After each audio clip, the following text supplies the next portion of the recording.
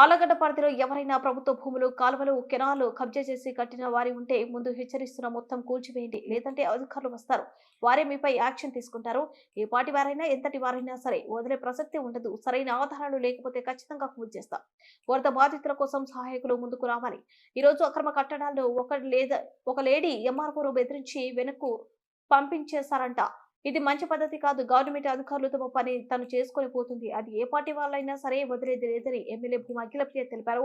శిల్ప venture వాళ్ళకి కూడా నేను ఒకటే చెబుతున్నా, మీరు ఏదైనా రైతులకు సంబంధించిన కాలువలు, స్థలాలను ఆక్రమించి ఉంటే త్వరగా అది క్లియర్ చేసుకోవాలని, లేదంటే అధికారులు తమ పని తాము చేసుకొని వెళ్తారని ఎమ్మెల్యే భూమా అఖిలప్రియ తెలిపారు.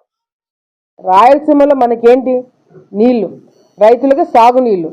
ఆ సాగునీళ్ళు రాకుండా ఎవరైనా అడ్డుకుంటే మాత్రము అది దానికి మీరు పేరైనా ఇవ్వండి, కానీ డెఫినెట్గా యాక్షన్ తీసుకోవడం జరుగుతుంది. నేను ఇది గత ఎన్ని సంవత్సరాల నుంచి మొత్తుకుంటున్నాను. దీని గురించి ఎన్ని సంవత్సరాల నుంచి ఎంక్రోచ్మెంట్స్ గురించి మొత్తుకుంటున్నాము. సో ఇది ఇప్పుడు ఏదో మేము చేసింది కాదు, ఇది ఎప్పటి నుంచో ఉంది. యాక్చువల్ ప్రాబ్లం ఉంది కాబట్టి దీని మీద యాక్షన్ తీసుకోవడం జరుగుతుంది. అది కూడా అధికారులు ముందు పెట్టుకొని వాళ్ళు అన్ని ప్రూఫ్లు చూపించి, కోర్టు ఆర్డర్స్ చూపిస్తున్నారు, సర్వే రిపోర్ట్ చూపిస్తున్నారు, ఎంఆర్ఓ గారు ఇచ్చిన రిపోర్ట్ చూపిస్తున్నారు, పోలీస్ డిపార్ట్మెంట్కి ప్రొటెక్షన్ కావాలి వచ్చిందని చూపిస్తున్నారు, అన్నీ చూపిస్తున్నారు. స్టే వెకేట్ అయిన తర్వాత ప్రాపర్టీ మూవ్ చేసుకోవాలి కదా.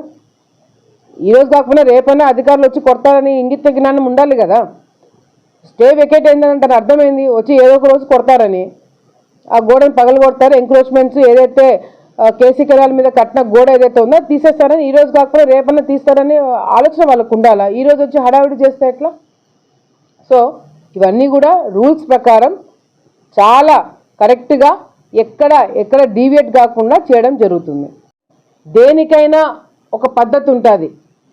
ఈరోజు ఆలగడ్డ ప్రాంతంలో కూడా ప్రతి ఒక్కరు కూడా నేను ఒకటే తెలియజేసుకుంటున్నా, ఆ పార్టీలకు అతీతంగా మీరు ఏ పార్టీ అయినా ఏ వర్గమైనా కావచ్చు, ఈ రెండు దానిల మీద మాత్రం మనం చాలా సీరియస్గా ఉంటామని చెప్పి కూడా సందర్భంగా మరొకసారి మీకు తెలియజేసుకుంటూ, ఎక్కడైనా కేసీ కెనాల్, తెలుగంగా, కుందు ఈ 3 ప్రాజెక్టుల మీద ఏదైనా ఎంక్రోచ్మెంట్లు ఏదైనా మీరు కట్టుకున్నా, దాన్ని బూడ్చినా, ఏమైనా చేసినా గ్రామ స్థాయిలోంచి చెప్తున్నాను, మీరు వెంటనే తొలగించుకోండి. మీకు రాబోతున్నారు, అధికారులు రాబోతున్నారు. మీరు కెనాల్ మీద, కాలువల మీద ఏదైనా కట్టినా, కాలువలను బూడ్చినా వెంటనే దాన్ని తొలగించడం జరుగుతుంది. కాబట్టి ముందస్తుగానే మీ అందరికి కూడా నేను తెలియజేసుకుంటూ, పోలీస్ డిపార్ట్మెంట్ ఊరుకోదు, మేము ఊరుకోము. ఒక లేడీ ఎమ్మెల్యేగా నేను ఇక్కడ ఉన్నప్పుడు మరొక మహిళా ఎంఆర్ఓతో ఆ విధంగా ప్రవర్తిస్తే మేము కూడా చూస్తూ ఎందుకు కూర్చుంటాము? ఆమె అక్కడ ఎంఆర్ఓ గారు ఆమె పని ఆమె చేస్తుంది. ఆల్రెడీ కోర్టు నుంచి స్టే వెకేట్ అయిందని చెప్పి ఎంఆర్ఓ గారు చెప్పినారు.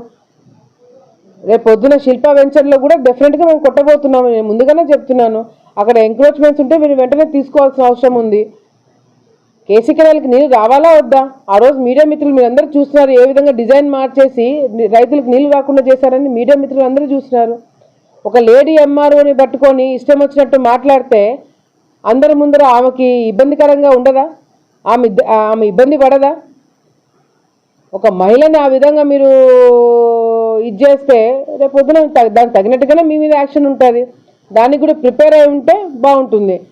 ఊరికి అడిగిపోయి హడావిడి చేసుకుంటూ ఏదైనా చేస్తే మాత్రం పోలీస్ డిపార్ట్మెంట్, మేము అధికారులు ఎవరు చూస్తూ కూర్చోరు.